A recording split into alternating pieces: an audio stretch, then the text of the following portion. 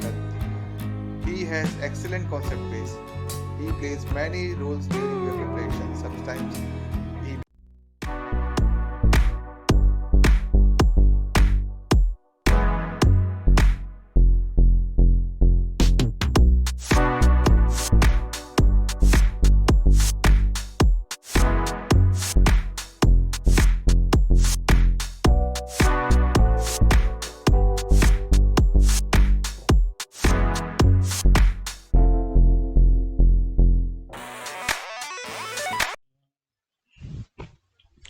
चलिए आज हम बात करेंगे लीनियर इक्वेशंस की।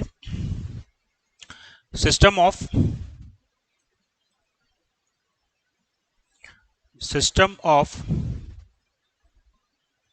लीनियर इक्वेशंस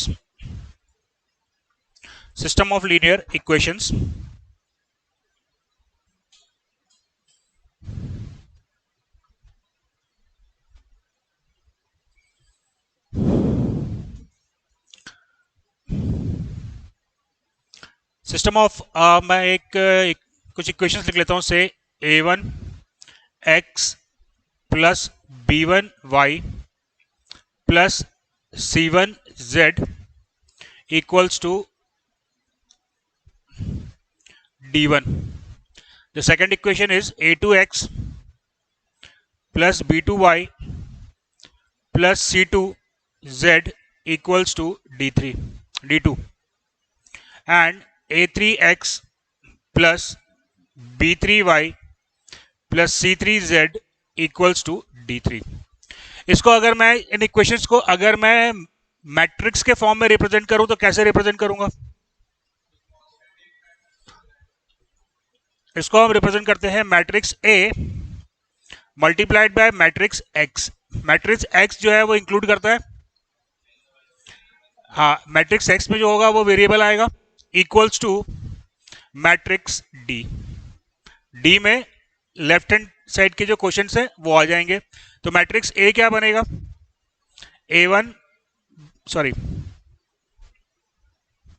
मैट्रिक्स A मेरे पास बनेगा, matrix A is equals to A1 B1 C1 A2 B2 C2 A3 B3 C3।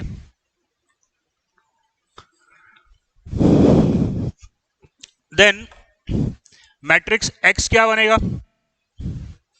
Matrix X would be a column matrix which includes X Y and Z। अब आप क्या कर रहे हो? A और X को मल्टीप्लाई कर रहे हो। A का ऑर्डर क्या है?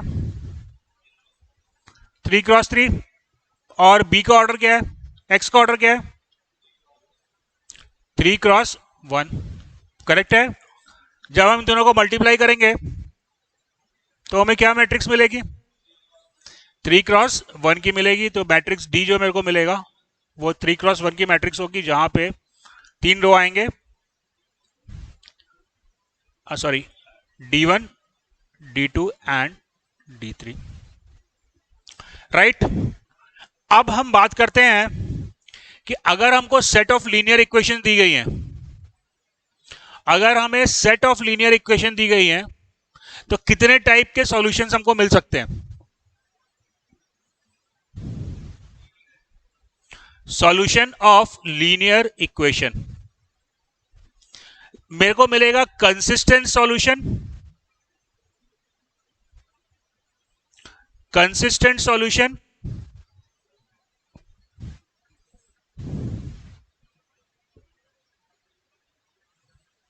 Consistent solution it means that you are going to get the solution of the problem. तो कंसिस्टेंट सॉल्यूशन कितने प्रकार का हो सकता है? You are going to get the solution of the problem. अब बताओ, ये बताओ, x plus Y equal to 10, can you obtain the solution of this problem? काहे नहीं, काहे नहीं ऑब्टेन कर सकते हो? x equal to 1, y equal to 9 is 10, x equal to 2, y equal to 8, the another solution। तो सॉल्यूशन मिला कि नहीं मिला? सॉल्यूशन मिला कि नहीं मिला? तो यहां पे आपको सॉल्यूशन मिल रहा है, कितने सॉल्यूशन मिल रहे हैं? Infinite solution. Are you getting my point? तो सॉल्यूशन तो मिल रहा है ना आपको प्रॉब्लम का। x equal to 1, y equal to 9 is the solution. X equal to 2, y equal to 8 is again a solution. So here you are getting the solution, but the number of solutions are infinite, right? चलिए, तो अगर मेरे को solution मिल रहा है तो कितने प्रकार का सॉल्यूशन मिल सकता है? दो प्रकार का सॉल्यूशन मिल सकता है। पहला यूनिक सॉल्यूशन मिल सकता है और दूसरा इनफाइनाइट सॉल्यूशन मिल सकता है। इनफाइनाइट सॉल्यूशन मिल सकता है। तो अगर यूनिक सॉल्यूशन मिल रहा है या इनफाइनाइट सॉल्यूशन मिल रहा है, यानी कि सॉल्यूशन मिल रहा है प्रॉब्लम का, तो उसको हम कहेंगे कंसिस्टेंट सॉल्यूशन, राइट? अगर दूसरा सॉल्यूशन हो गया इनकंसिस्टेंट, हाँ आजा आजा, इनकंसिस्टेंट। इनकंसिस्टेंट सॉल्यूशन का मतलब क्या होगा? No solution of the problem. अगर प्रॉब्लम का कोई सॉल्यूशन नहीं है तो उसको हम कहेंगे इनकंसिस्टेंट सॉल्यूशन। तो बेसिकली अब टोटल कितने टाइप के सॉल्यूशन हो गए? तीन टाइप के, unique solution, infinite solution. Unique solution, infinite solution. Ultimately, I am going to get the solution of the problem. So that is known as the consistent solutions. और अगर मेरे को प्रॉब्लम का कोई सॉल्यूशन नहीं मिल रहा तो उसको हम कहते हैं इनकंसिस्टेंट सॉल्यूशन। अब टाइप्स ऑफ लीनियर इक्वेशंस, पहला होता है होमोजीनियस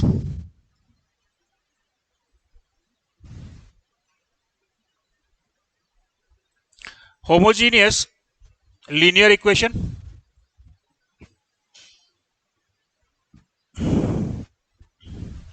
होमोजीनियस लीनियर इक्वेशन होता है a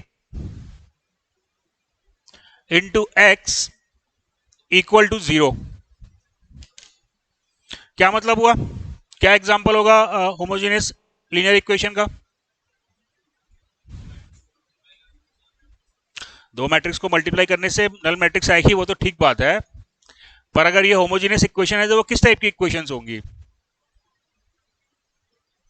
एग्जांपल दे दो कोई दो वेरिएबल का।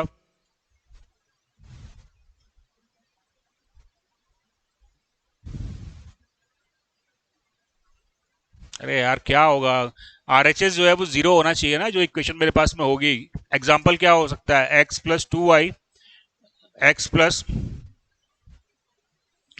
2y इक्वल टू 0, और might be x minus y equal to 0, right? Homogeneous equation है, इसका मतलब जो है वो राइट हैंड साइड जो है वो 0 होगा। तो अगर होमोजीनियस इक्वेशंस होंगी,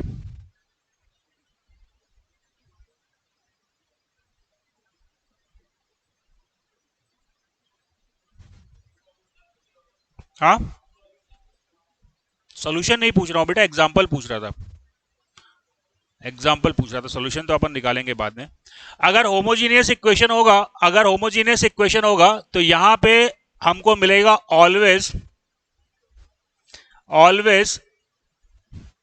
consistent solution. Always consistent solution यानी कि क्या सॉल्यूशन मिल सकता है मेरे को? यूनिक सॉल्यूशन या इनफाइनाइट सॉल्यूशन। तो फॉर यूनिक सॉल्यूशन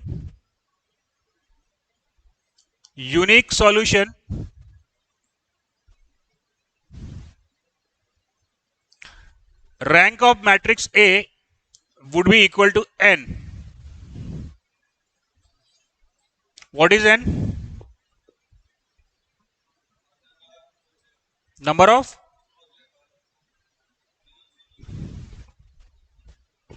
नहीं बाबा, यूनिक सॉल्यूशन कब मिलेगा आपको? हिंदी की भाषा में, मैथ्स की भाषा में सोचो।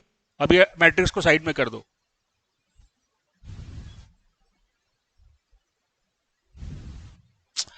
यार जितने नंबर ऑफ वेरिएबल्स होंगे उतने नंबर ऑफ इंडिपेंडेंट इक्वेशंस मेरे को मिलनी चाहिए।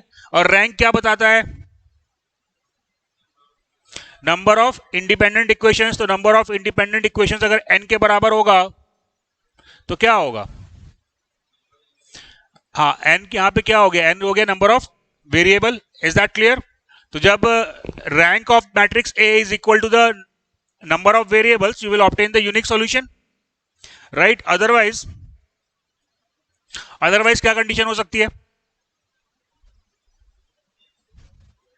हाँ, for infinite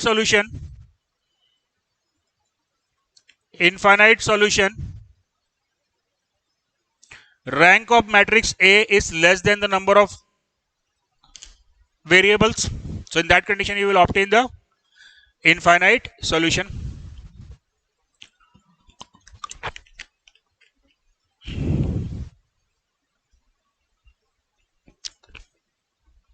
Where n is the number of variables.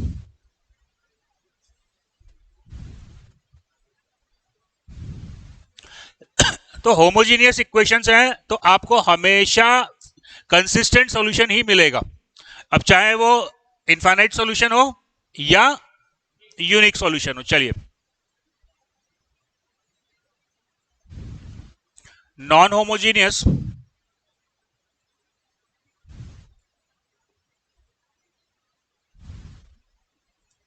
Linear equations, non homogeneous linear equations.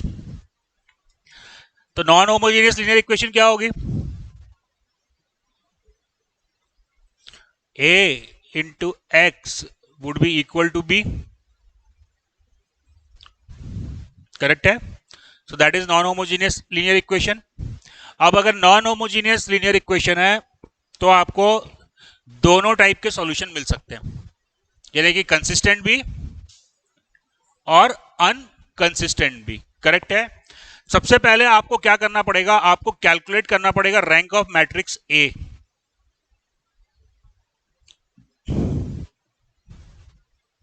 फिर आपको कैलकुलेट करना पड़ेगा rank of augmented matrix A B.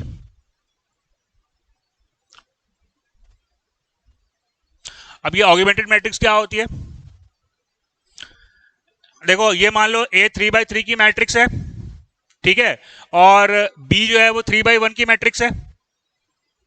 तो ऑग्यूमेंटेड मैट्रिक्स जो बनेगी वो ए और बी को जोड़ने से बनेगी, राइट? ऑग्यूमेंटेड मैट्रिक्स जो है वो ए और बी को मर्ज करने से बनेगी। तो ऑग्यूमेंटेड मैट्रिक्स का ऑर्डर क्या हो जाएगा? 3x1 हो जाएगा। बेटा 3x3 का तो यही मैट्रिक्स है, इसमें तो जोड़ रहा है 3x1 की मैट्रिक्स। हाँ, नहीं भाई, मल्टीप्लाई नहीं कर रहे। 3x नंबर ऑफ कॉलम जो है वो आपके 4 एक एडिशनल ऐड हो जाएगा, तो 3x4 का मैट्रिक्स बन जाएगा। तो बेटा आपको करना क्या है कि ऑग्यूमेंटेड मैट्रिक्स का आप रैंक कैलकुलेट करो।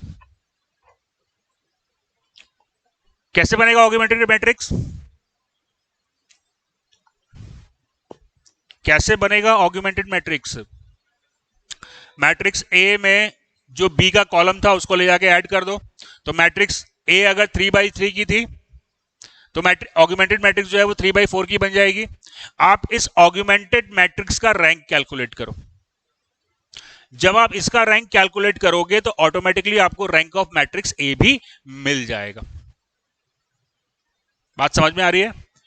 आपको करना क्या है? आपको 2 बार रैंक नहीं निकालनी है, आपको सिर्फ रैंक निकालनी है rank of augmented matrix A B. जब आप ए बी का रैंक निकालोगे तो ऑटोमेटिकली आपको rank of matrix A B पता चल जाएगा। अगर ये दोनों इक्वल आ गए, right, then there will be consistent solution. तो मेरे को मिलेगा कंसिस्टेंट सॉल्यूशन। तो पहला चीज यह है कि रैंक ऑफ मैट्रिक्स ए और rank of matrix A B same होना चाहिए, then only you will get the solution. अब सॉल्यूशन मिल रहा है तो क्या सॉल्यूशन मिल सकता है? तो क्या होगा? यूनिक होगा या इनफाइनाइट होगा? कब मिलेगा यूनिक? कब मिलेगा यूनिक? इक्वल टू n हो जाएगा. That will give you the unique solution.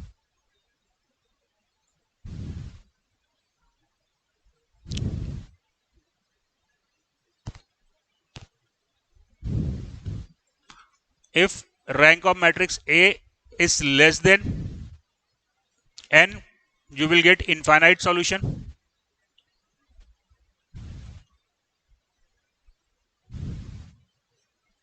आपको इनफाइनाइट सॉल्यूशन मिलेगा. क्लियर. तो इनकंसिस्टेंट यानी कि नो सॉल्यूशन कब मिलेगा?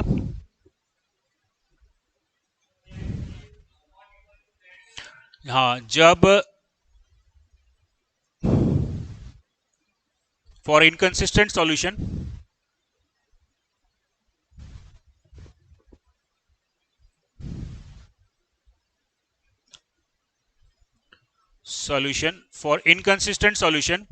rank of matrix A is less than the rank of matrix A B. So these are the type of the solution. Clear हुआ बेटा? सबसे पहले मेरे को क्या देखना है, कौन से टाइप की?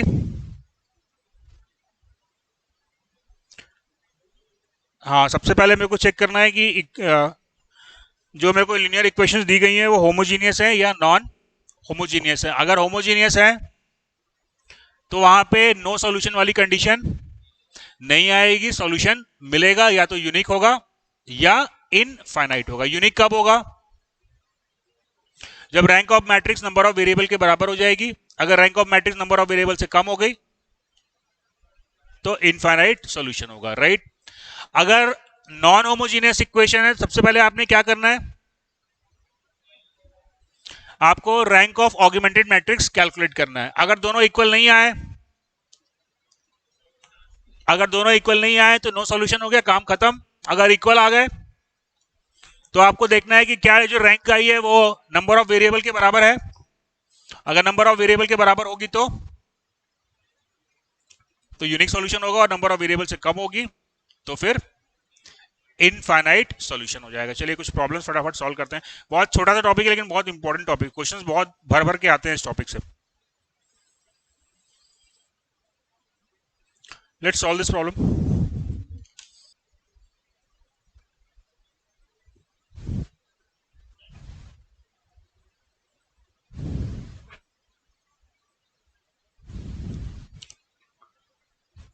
सॉल्व कर बेटा. ठीक है, मेरे ख्याल से यूनिक ही आना चाहिए. ये लगता है यूनिक सॉल्यूशन ही रहा है, तो सॉल्व कर लूंगा तो यूनिक सॉल्यूशन ही आएगा वैसे. ठीक है, एग्जाम में सॉल्व करने की जरूरत नहीं है, लेकिन यहाँ पे तो सॉल्व करो ना प्रैक्टिस के लिए. तो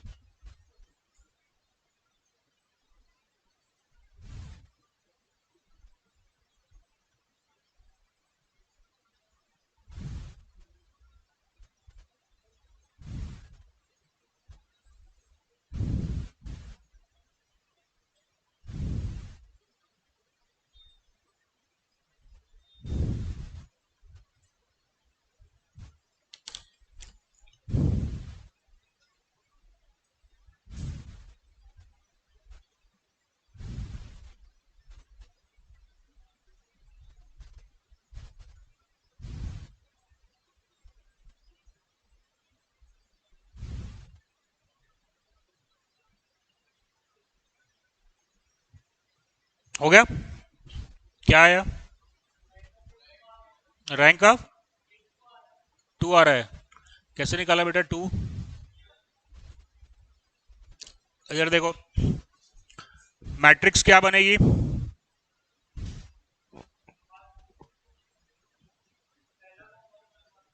1 1 1 और 3 भी तो आएगा.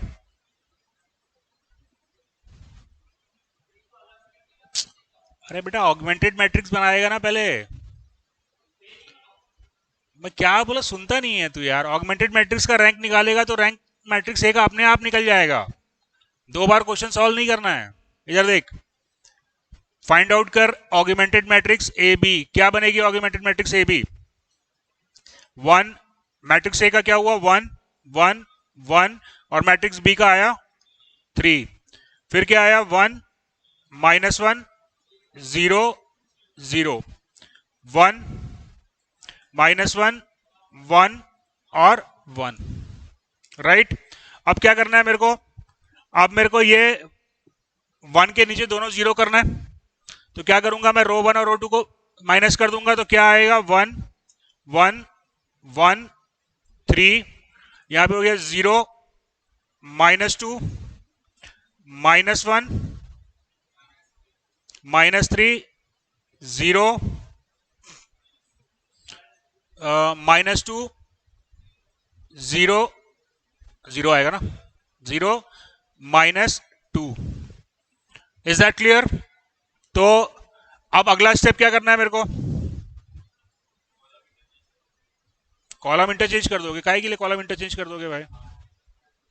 अच्छा, कॉलम को इंटरचेंज, हाँ सही है, कॉलम को इंटरचेंज कर सकते हो तो समझ में आ जाएगा, यहीं पे सॉल्व हो जाएगा, करेक्ट है।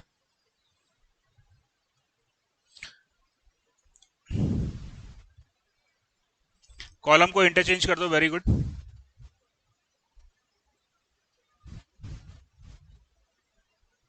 कॉलम को इंटरचेंज करने के बाद मेरे को मिलेगा 1 0 0 1 -1 0 1 -2 -2 3 -3 -2। ये -1 को 1 करना है तो कोई मुश्किल काम नहीं है, -1 से मल्टीप्लाई कर दिए। और कोई ऑपरेशन आप परफॉर्म कर सकते हैं? इसके नीचे मेरे को 0 ऑब्टेन करना था, राइट। अब मान लो मैं इसको 0 करने जा रहा हूं, अगर मैं इसको 0 करने जा रहा हूं तो क्या होगा, यहां पे एक नंबर आ जाएगा, इसका मतलब ये मेरा मैट्रिक्स ए था,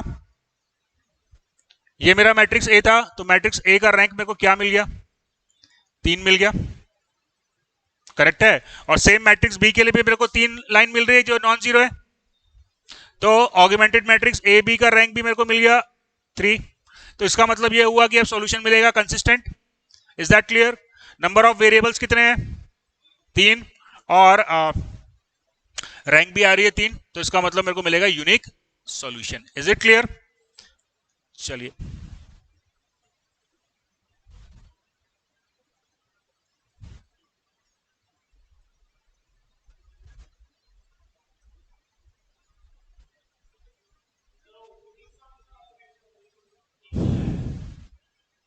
भाई rank of A is equals to rank of augmented matrix A B, तो क्या मिलेगा, कंसिस्टेंट में क्या होगा, या तो यूनिक होगा या इनफाइनाइट होगा।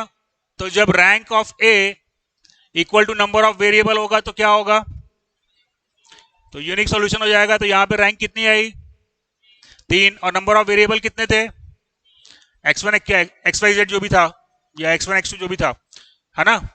तो 3 वेरिएबल आया और 3 रैंक आई, इसका मतलब जो है वो यूनिक सॉल्यूशन मिलेगा मेरे को।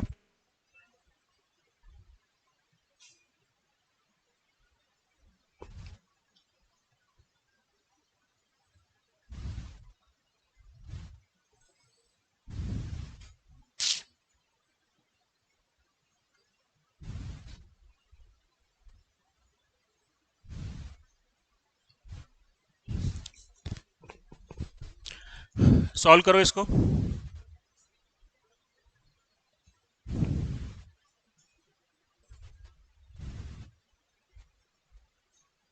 बिना सॉल्व किए बता सकते हो तो कोई दिक्कत नहीं है। गलत है, कहां से इनफाइनाइट नंबर तुम लोग सॉल्व करके करो यार। यहां पे आ रहा है तेरा 2x plus Y equal to 3/2, sorry 3.5, और यहां पे आ रहा है 2x plus Y equal to 6। तो ऑब्वियसली दोनों इक्वेशन एक साथ में सेटिस्फाई नहीं होंगी, तो क्या आएगा यहाँ पे, नो सॉल्यूशन। कैसे सॉल्व करेंगे, अगर सॉल्व करना हो तो, वैसे जरूरत नहीं थी, अगर सॉल्व करना होता तो कैसे सॉल्व करते, 4 2 7 2 1 6, करेक्ट है। रो 1 को 2 से डिवाइड कर दो और रो 2 से जाके माइनस कर दो, तो क्या मिलेगा मेरे को, 4 2 7 0 0 और 2.5। Is that clear? ये आया 4200 मेरे को मिला क्या? Rank of matrix 1। तो रैंक ऑफ मैट्रिक्स 1 कितना आया? ए कितना आया? रैंक ऑफ मैट्रिक्स, हाँ हर्ष बता, मैट्रिक्स ए का रैंक दिखाई दे रहा है कि नहीं दिखाई दे रहा है तेरे को हर्ष? 42 और 00 है ना, तो रैंक ऑफ मैट्रिक्स ए कितना आया? 1। और रैंक ऑफ ऑग्यूमेंटेड मैट्रिक्स कितना आया? 2। तो दोनों बराबर नहीं है, तो इसका मतलब कौन सा सोल्यूशन? अबे एक और दो बराबर है क्या? क्या लिखा था अभी तो भूल जाता है यार इतना जल्दी। अगर इनफाइनाइट होगा, इनकंसिस्टेंट होगा, हाँ इनकंसिस्टेंट मतलब नो सॉल्यूशन।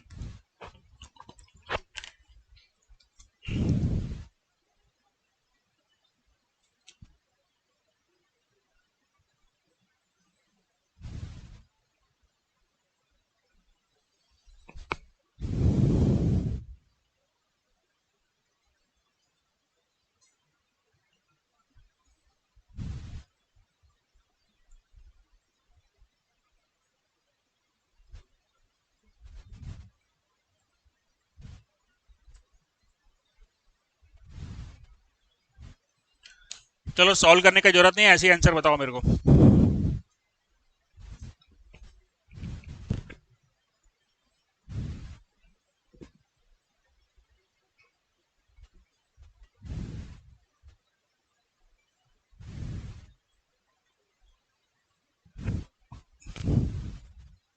नो सॉल्यूशन के लिए लैम्डा और म्यू की क्या वैल्यू होनी चाहिए? 6 और गलत है, 6 और not equal to 20 is the right answer. 6 और 20 कर दोगे बाबू मेरे, तो क्या हुआ, ये दो ही इंडिपेंडेंट इक्वेशन आएगी ना, और 3 वेरिएबल है, तो क्या हो जाएगा? इनफाइनाइट। अगर मैं मान लो, देखो सबसे पहले मैं लैम्डा को 6 कर लिया, राइट? लैम्डा को मैंने 6 कर लिया, तो ये दोनों इक्वेशन का coefficient x plus 4y plus 6z, और ये भी हो जाएगा x plus 4y plus 6z। Is that clear? अब डिपेंड करेगा म्यू की वैल्यू से। अब अगर म्यू की वैल्यू सेम आ गई, म्यू की वैल्यू 20 हो गई, तो क्या हो जाएगा? लैम्डा इक्वल टू 6 कर देता हूं और म्यू इक्वल टू सपोज मैं 20 कर देता हूं, तो क्या होगा? तो बेटा आपके पास दो ही इंडिपेंडेंट इक्वेशन बची, इक्वेशन नंबर 1 और इक्वेशन नंबर 2। ये दोनों सेम इक्वेशन हो जा रही है, तो यहां पे कितने सॉल्यूशन मिलेंगे हमको? इनफाइनाइट सॉल्यूशन मिलेंगे। Is that clear? लेकिन अगर मैं लैम्डा इक्वल टू 6 कर देता हूं और mu is not equal to 20 कर देता हूं, अब मान लो म्यू 21 हो गया, तो कोई भी सॉल्यूशन इन दोनों इक्वेशन को सेटिस्फाई नहीं कर पाएगा, यानी कि आपको मिलेगा नो सॉल्यूशन। तो सवाल था कि मेरे को नो सॉल्यूशन चाहिए, तो right answer is lambda equal to 6 and mu is not equal to 20। Is it clear?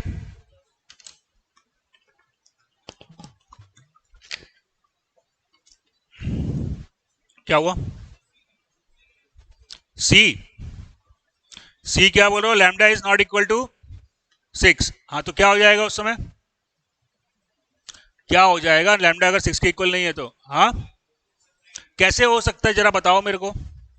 मेरे भैया 3 इंडिपेंडेंट इक्वेशन मिल रही है आपको, है ना? 3 इंडिपेंडेंट इक्वेशन मिल रही है ना, अगर मैं लैम्डा को नॉट इक्वल टू 6 कर देता हूं तो कैसे नो सॉल्यूशन हो जाएगा? गलत मत सोचो ना। चलो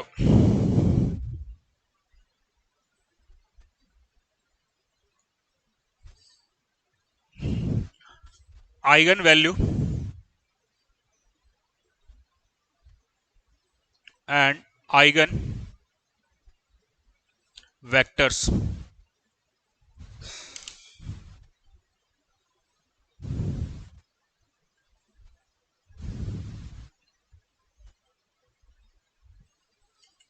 what is vector? Vector represented bye, कैसे रिप्रेजेंट करते हैं मैट्रिक्स में वेक्टर को? मैट्रिक्स में बोल रहा हूं बाबा। Vector represented by a column matrix.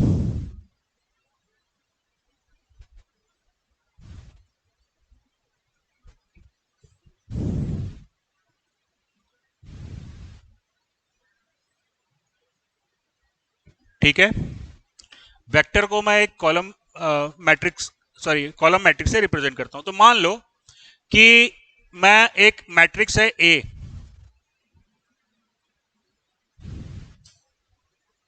उसमें मैं एक वेक्टर एक्स को मल्टीप्लाई कर रहा हूं, राइट।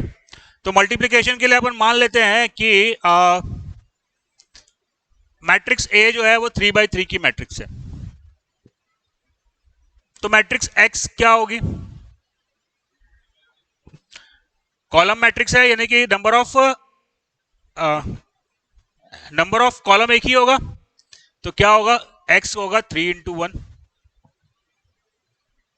आ रही है बाबू बात समझ में? दोनों को मल्टीप्लाई करा तो आपको मिला वेक्टर वाई, आपको मैट्रिक्स मिली वाई। वाई क्या होगा, वाई क्या होगा, again it is a 3x1 matrix.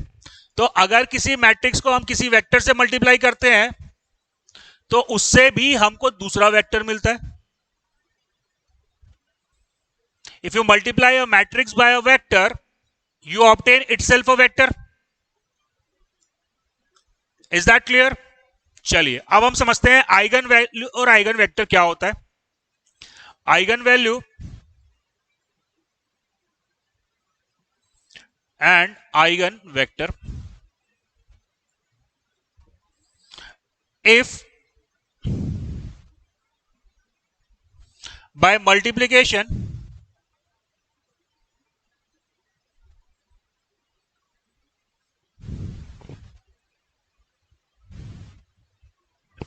vector gives the vector in its direction itself,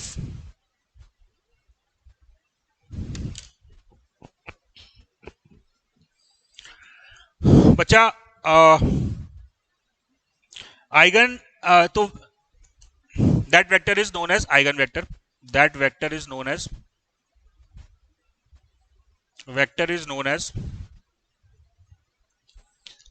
eigen vector, and by factor its magnitude changes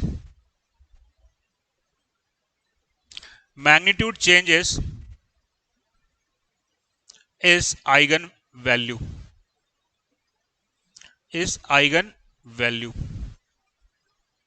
क्या बोला उसको मैं एक बार आपको समझा देता हूं, फिर उसको अपन मैथ्स की भाषा में लिख लेंगे। अगर किसी मैट्रिक्स को किसी वेक्टर से मल्टीप्लाई किया तो मेरे को क्या मिलेगा, नेसेसरली वेक्टर मिलेगा। इज दैट क्लियर बच्चा? अगर जो वेक्टर मेरे को मिला वो उसी वेक्टर के डायरेक्शन में हो जिस वेक्टर से मैंने मल्टीप्लाई किया था, तो उस वेक्टर को हम क्या कहेंगे, आइगन वेक्टर। इतना तो क्लियर है कि मैट्रिक्स को वेक्टर से मल्टीप्लाई करोगे तो वेक्टर ही मिलेगा, लेकिन वेक्टर किसी भी डायरेक्शन में मिल सकता है। यदि ऐसी कोई मैट्रिक्स है जिसको मल्टीप्लाई करने पे वेक्टर मेरे को सेम डायरेक्शन में मिल जाए तो दैट इज आइगन वेक्टर। लेकिन हाँ, डायरेक्शन किसको बोल रहे हैं? अरे प्रभु, ये कोई वेक्टर है, इसकी डायरेक्शन कोई एक वेक्टर कंसीडर करो, 2i + 3j + 4k, करेक्ट है? तो इसका डायरेक्शन क्या होगा, i j k से मालूम चलेगा ना इसका डायरेक्शन। तो इसी i j को हम रिप्रेजेंट कैसे करते हैं, 2, 3 और 4 से मैट्रिक्स के फॉर्म में रिप्रेजेंट कर दिया, करेक्ट है ना? सेम डायरेक्शन में होगा तो क्या होना चाहिए, अगर वेक्टर सेम डायरेक्शन में होगा तो क्या होना चाहिए, ये 2, 3, 4 प्रोपोर्शनली चेंज हो सकता है, लेकिन ऐसा नहीं हो सकता कि ये 3 हो जाए और ये 4 हो जाए, तो डायरेक्शन बदल जाएगी। सेम डायरेक्शन में कब रहेगा, अगर मैं इसको लिख लूं 4i + 6j + 8k, तो दोनों वेक्टर का डायरेक्शन सेम है, मैग्नीट्यूड अलग अलग है। Is that clear? यानी कि जो कोफिशिएंट है i j और k का वो प्रोपोर्शनली चेंज हो सकते हैं, प्रोपोर्शनली चेंज हो सकते हैं, वो 2 गुना हो जाए, 4 गुना हो जाए, आधा हो जाए। Is that clear? तो अब इसी स्टेटमेंट को मेरे को मैथमेटिकली लिखना है मैट्रिक्स की भाषा में, तो मैं कैसे लिखूंगा, एक मैट्रिक्स को मैंने एक वेक्टर से मल्टीप्लाई किया, एक मैट्रिक्स को मैंने एक वेक्टर से मल्टीप्लाई किया। देखो ए एक मैट्रिक्स है, इसको मैंने एक वेक्टर x से मल्टीप्लाई कर दिया। अगर x आइगन वेक्टर है तो क्या मिलेगा मेरे को आउटपुट?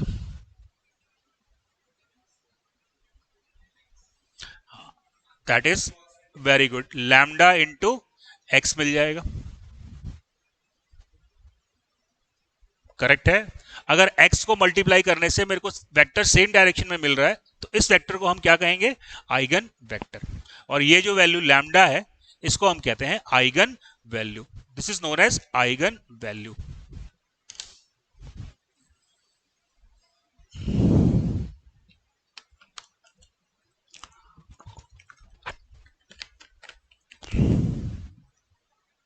चलिए अब देखते हैं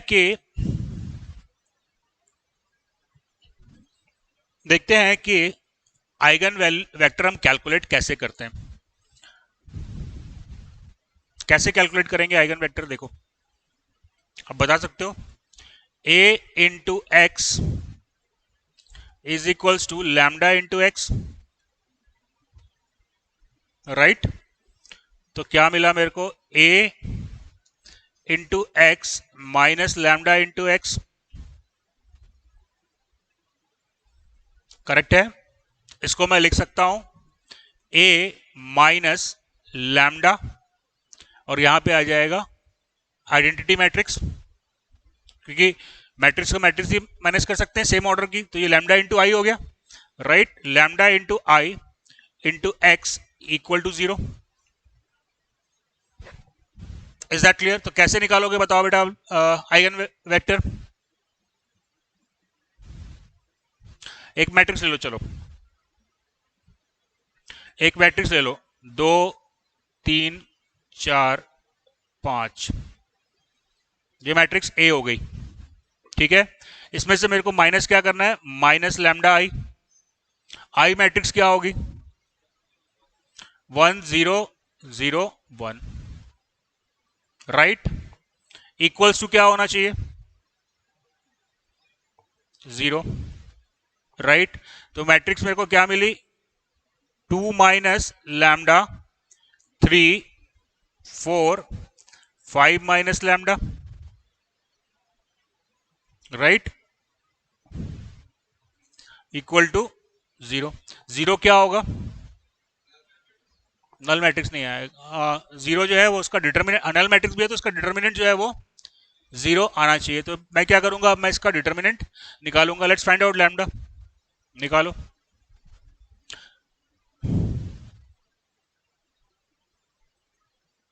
जल्दी निकालना, फिर मैं बताता हूं कैसे निकालते हैं।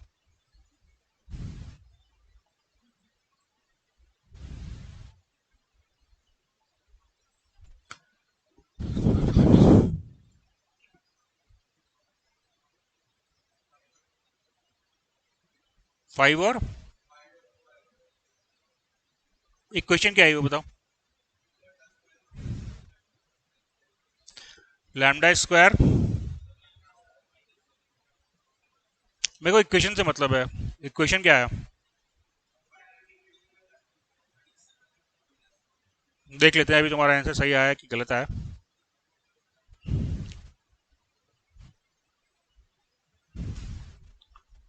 देखो, for 2 cross 2 matrix,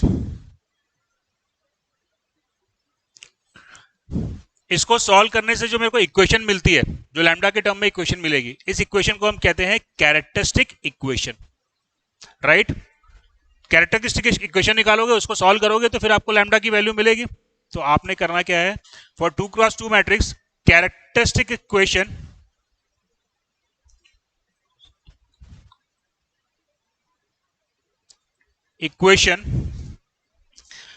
is lambda square minus a lambda plus d, minus a lambda plus d. What is a? A is the trace, and D is determinant. D is determinant. तो आपने सही सॉल्व किया है कि गलत solve किया है, अभी देख लेते हैं अपन. ट्रेस कितना आया? 2 + 5 7. तो इक्वेशन आएगी लैम्डा स्क्वायर -7 लैम्डा और डिटर्मिनेंट आ रहा है 10 - 2. Right. So that is the characteristic equation.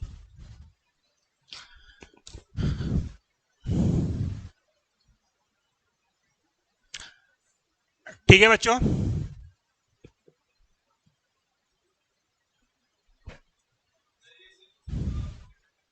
2 × 2 के लिए 2 × 2 के लिए और कैरेक्टरिस्टिक इक्वेशन बहुत इंपॉर्टेंट है. मैक्सिमम क्वेश्चन जो आते हैं वो कैरेक्टरिस्टिक इक्वेशन के आते हैं. ये आपने इक्वेशन निकाली, क्या निकाली? Lambda square minus A lambda plus D equal to 0.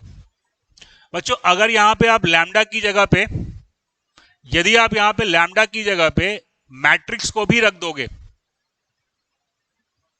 तो वो भी इक्वेशन सेटिस्फाई होगी. यानी कि अगर lambda square minus A lambda plus D equal to 0 है तो मैं लिख सकता हूं ए स्क्वायर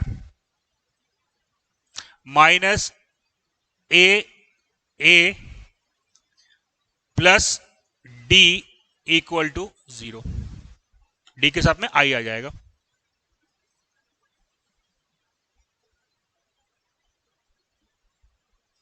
ये बहुत इंपॉर्टेंट प्रॉपर्टी है इसकी और बहुत सारे क्वेश्चन इस पे आते हैं. बहुत सारे क्वेश्चन इस पे आते हैं.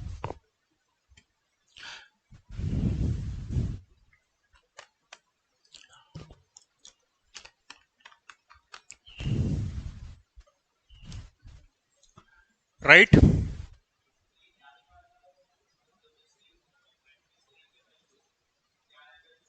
मैट्रिक्स ए स्क्वायर यार, ये मैट्रिक्स है. अभी कौन सा मैट्रिक्स है ये? क्या मैट्रिक्स लिया था? मैट्रिक्स बताओ. 2 3 4 5 है ना. ये मैट्रिक्स थी ना. कैरेक्टरिस्टिक इक्वेशन क्या आई थी? Lambda square -7 sorry -7 lambda -2. ये इक्वेशन आई थी इक्वल टू 0. तो लैम्डा क्या है? लैम्डा क्या है? लैम्डा जो है वो आइगन वैल्यू है. Is that clear? अब लैम्डा को हटाओ, यहां पे इक्वेशन को रख दो, सॉरी मैट्रिक्स को रख दो.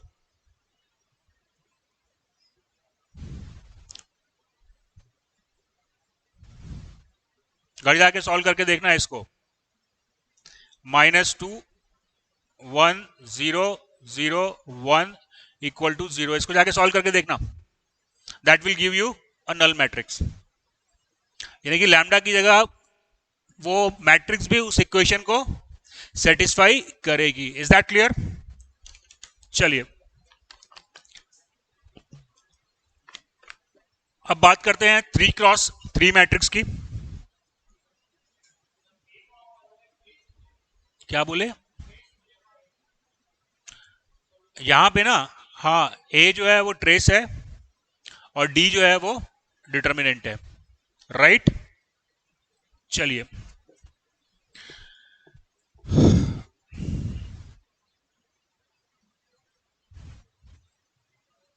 एक 3 × 3 का मैट्रिक्स अपन लेते हैं.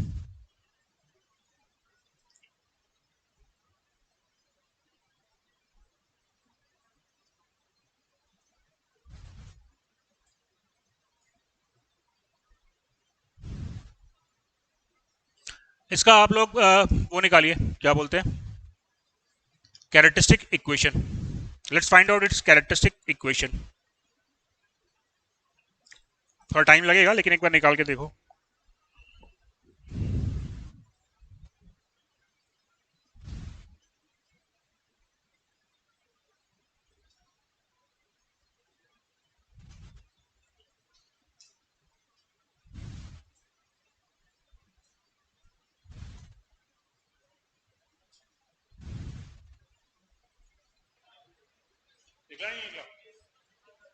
निकल रहा है, अब तक निकल जाएगा. मैं सॉल्यूशन निकालने नहीं बोल रहा, बस खाली इक्वेशन निकालने बोला है मैंने। क्या equation? Lambda cube minus 4 lambda square minus 9 lambda plus,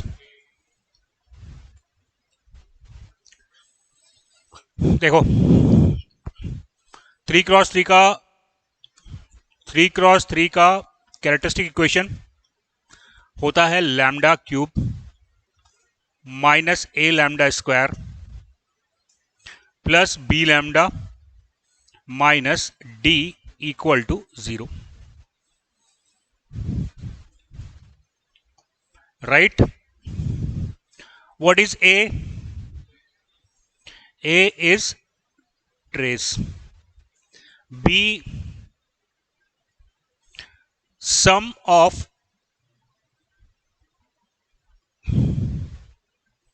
all the minors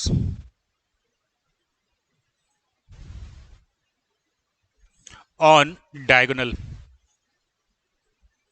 यानी कि डायगोनल के जितने एलिमेंट्स हैं इनके माइनर का मेरे को सम करना है। And what is D? D is determinant. तो अभी अपन देख लेते हैं कि जो इक्वेशन आप लोगों ने निकाली है वो सही है या नहीं। ए क्या होगा?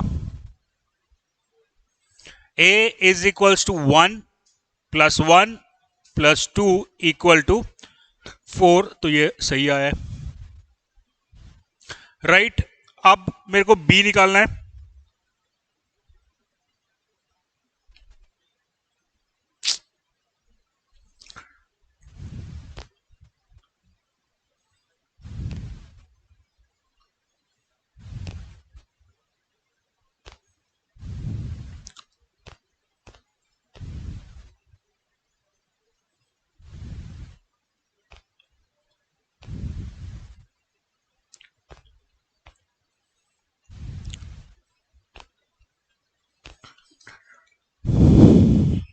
अब मेरे को बी निकालना है।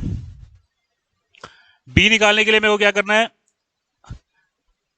डायगोनल एलिमेंट 1 का माइनर निकालूंगा। कितना आया ये? 1 का माइनर कितना आया? 1 इंटू 2 माइनस 0 इंटू 1, तो ये आया 2। फिर मैं डायगोनल एलिमेंट 2 का माइनर निकालूंगा। 2 का क्या हो गया? ये गया और ये गया, तो 1 into 2 minus 2 into 3, right? That is 2 minus 6 minus 4। अब इस 2 का माइनर निकालना है। M33 क्या होगा? M33 1 minus 8 equal to minus 7, तो सम क्या आ गया? 2 minus 4 minus 7, that is minus 9। Is it clear? यहां पे देख लो, ये भी आपने सही कैलकुलेट किया है। Is it clear? अब मेरे को चाहिए डी। डी के लिए मैं कैलकुलेट करूंगा डिटर्मिनेंट, तो ये लाइन में 0 आ रहा है, तो ये कॉलम के अबाउट निकाल लेता हूं मैं डिटर्मिनेंट। तो क्या हो गया? 3 into 4 minus 2 plus 2 into 1 minus 8, so determinant is coming out 3 into 2 plus 2 into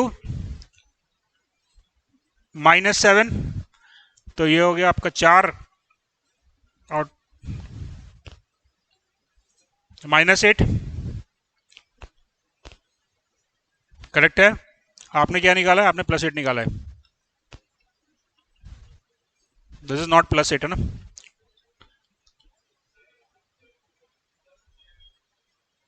यहां पे जाके प्लस हो जाए। नहीं नहीं, अरे तुम अपन निकाल लेते हैं। गलत इक्वेशन आई है। इक्वेशन थी, ए की वैल्यू अपनी कितनी आई? अच्छा माइनस, हाँ सॉरी, माइनस डी है, ठीक है ठीक है ठीक है, माइनस डी है तो ये आगे यहाँ पे प्लस हो जाएगा, ठीक है। ए आ रहा है मेरा, कितना आया था, ए आया था अपना 4, बी आया था कितना -9, तो ये -9 का -9 रहेगा, और डी आया था -8, तो यहाँ जाके वो प्लस हो जाएगा। This point is clear to everybody. तो ये अपन याद रखेंगे, characteristic equation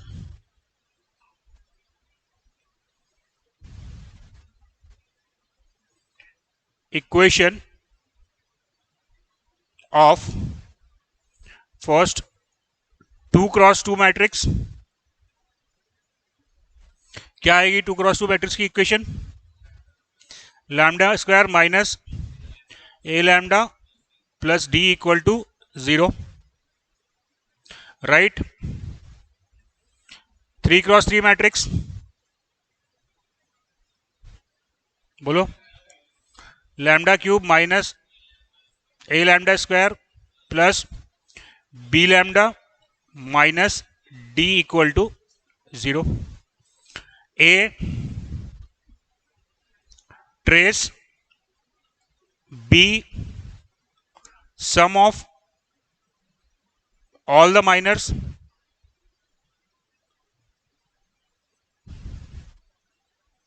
on diagonal, and D is determinant.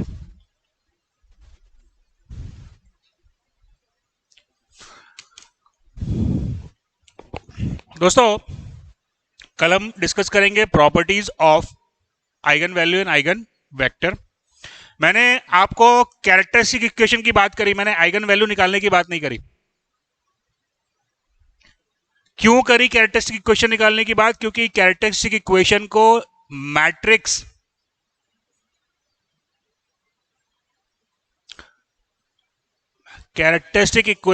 Matrix खुद सेटिस्फाई करता है। कैरेक्टरिस्टिक इक्वेशन को मैट्रिक्स खुद सेटिस्फाई करता है। फॉर एन एग्जांपल आपको एक क्वेश्चन पूछ देगा, पीछे पेज में आते हैं अपन। ये मैट्रिक्स मेरे को दिया हुआ है, इसका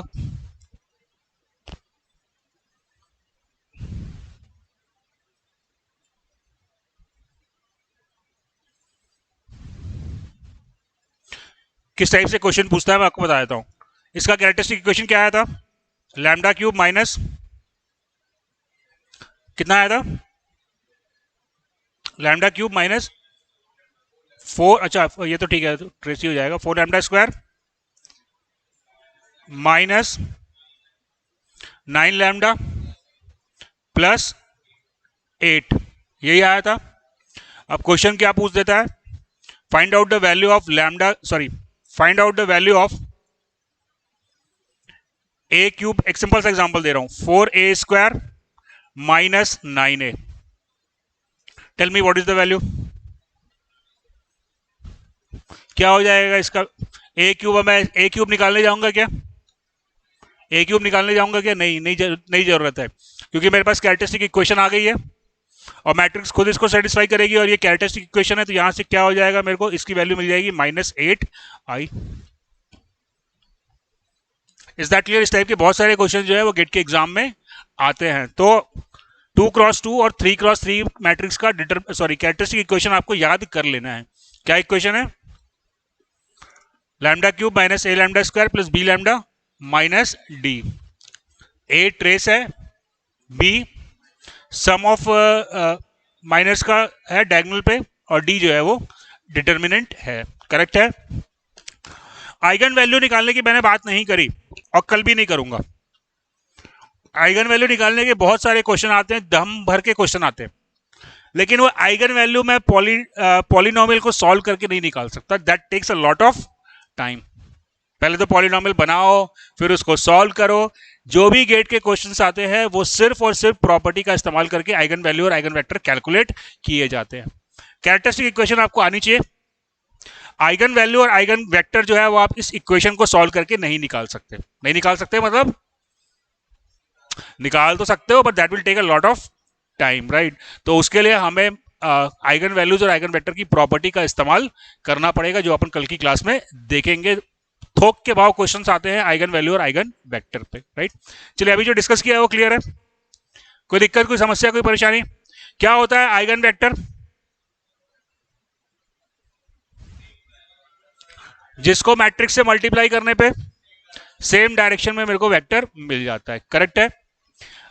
एग्जांपल दे देता हूं मैं कैसे क्वेश्चन आते हैं गेट में। आपको एक मैट्रिक्स दे देगा और चलो ठीक है, कल करेंगे तो फिर अपन देखेंगे वहां पे ना। चलो कल प्रॉपर्टी अपन डिस्कस करेंगे और क्वेश्चन जो है वो अपन सॉल्व करेंगे। चलिए ठीक है, फिर कल डिस्कस करते हैं।